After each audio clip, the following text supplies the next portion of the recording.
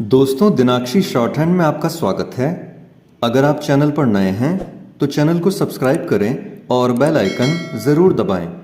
आज की संपादकीय डिक्टेशन 821 शब्दों की एक डिक्टेशन रहेगी जो कि 80 शब्द प्रति मिनट की गति से बोली जाएगी।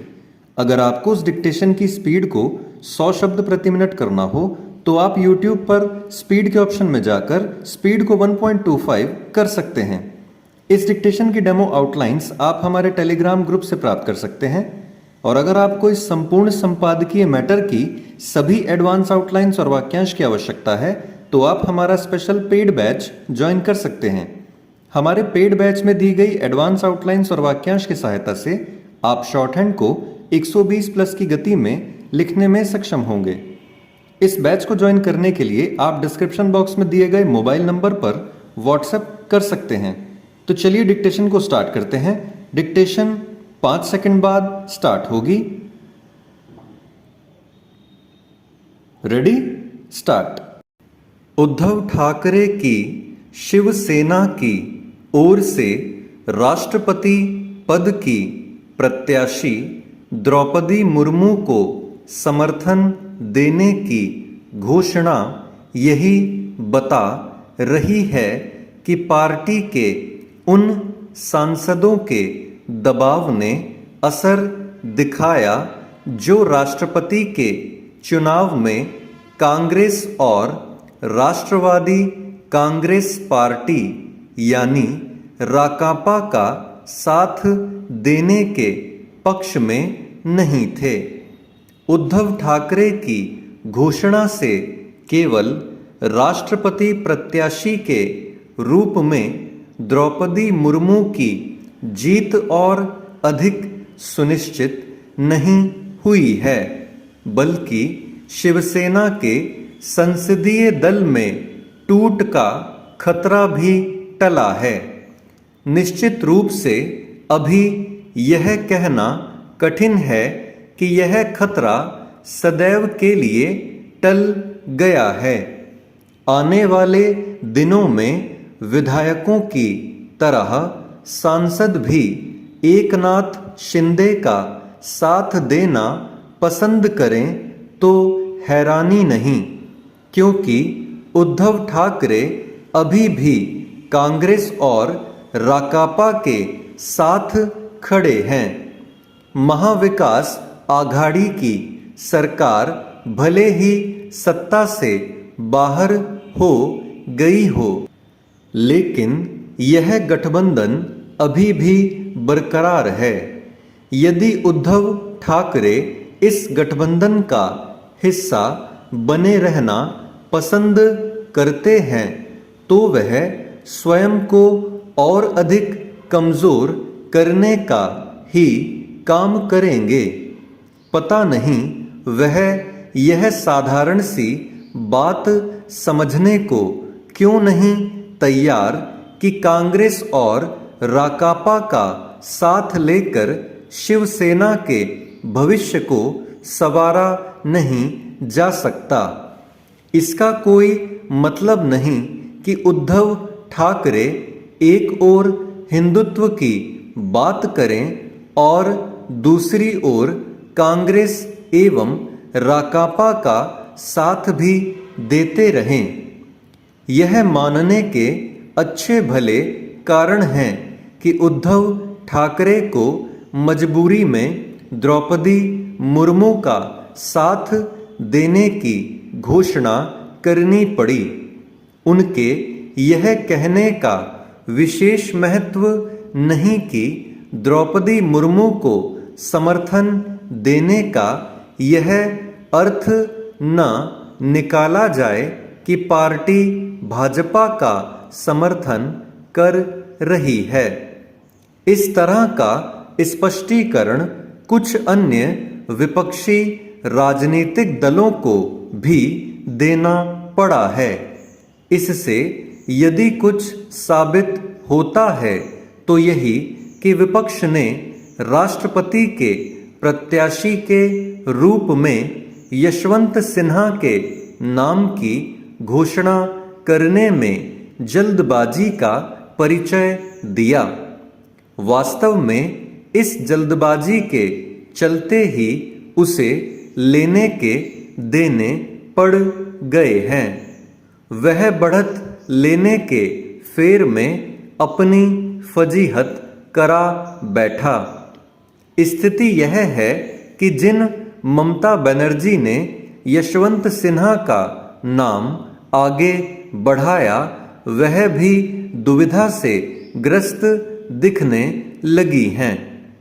इसका कारण यही है कि अन्य दलों की तरह तृणमूल कांग्रेस भी जनजाति समुदाय के लोगों को यह संदेश नहीं देना चाहती कि वह उनके समाज की द्रौपदी मुर्मू के राष्ट्रपति पद पर आसीन होने के पक्ष में नहीं। यशवंत सिन्हा का बंगाल का प्रस्तावित दौरा जिस तरह अधर में दिख रहा है उससे यही स्पष्ट होता है कि राष्ट्रपति चुनाव अब एक औपचारिकता मात्र रह गया है। उसके परिणाम को लेकर अब कहीं कोई संशय नहीं। चेंज अग्निपथ योजना के तहत अब अग्निवीरों की भर्ती प्रक्रिया शुरू हो रही है। झारखंड में भी 5 से 22 सितंबर तक अग्निवीरों की भर्ती रैली होनी है।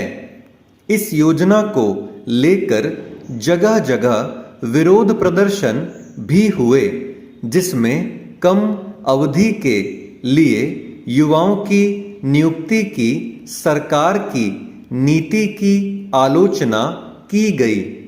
हालांकि दूसरी ओर सरकार के इस निर्णय का स्वागत भी हो रहा है। सेना भर्ती कार्यालय युवाओं को भर्ती रैली में भाग लेने के लिए प्रेरित भी कर रहा है। सेना आउटरीच कार्यक्रम भी चला रही है। भर्ती के लिए 5 जुलाई से ही ऑनलाइन रजिस्ट्रेशन की प्रक्रिया शुरू हो गई है जो 3 अगस्त तक चलेगी। जल, थल और वायु तीनों सेना में अग्निवीरों की भर्ती होनी है। सेना के वरिष्ठतम अधिकारियों की ओर से बार बार यह स्पष्ट किया गया है कि यह योजना युवाओं को न सिर्फ रोजगार देगी बल्कि सेना की नौकरी के बाद भविष्य के लिए भी सुनहरे अवसरों के मार्ग खोलेगी। युवाओं को इसका लाभ उठाना चाहिए। देश को युवाओं की जरूरत है, इसलिए राष्ट्र की रक्षा के लिए युवाओं को कमर कस लेनी चाहिए। एक ओर जहां अग्निवीरों को भी बाकी सैनिकों की तरह वेतन भत्ते एवं अन्य सुविधाएं उपलब्ध होंगी, वहीं जब वे सेवानिवृत्त होंगे उसके बाद भारतीय तटरक्षक बल, रक्षा, नागरिक समेत सार्वजनिक उपक्रमों की नियुक्तियों और तमाम सेवाओं में उन्हें नियुक्ति में प्राथमिकता भी दी जाएगी। साथ ही कई सेवाओं में 10% तक आरक्षण का भी लाभ मिलेगा। नौसेना के अनुभव के साथ उन्हें प्रशिक्षण और पेशेवर प्रमाण पत्र भी मिलेगा जिससे वह दुनिया भर में कहीं भी मर्चेंट नेवी में शामिल हो सकेंगे।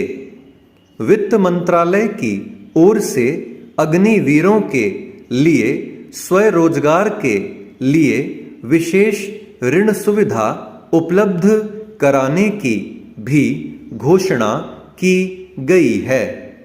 वहीं इन्हें मिलने वाले वेतन भत्ते को आयकर से मुक्त रखा गया है।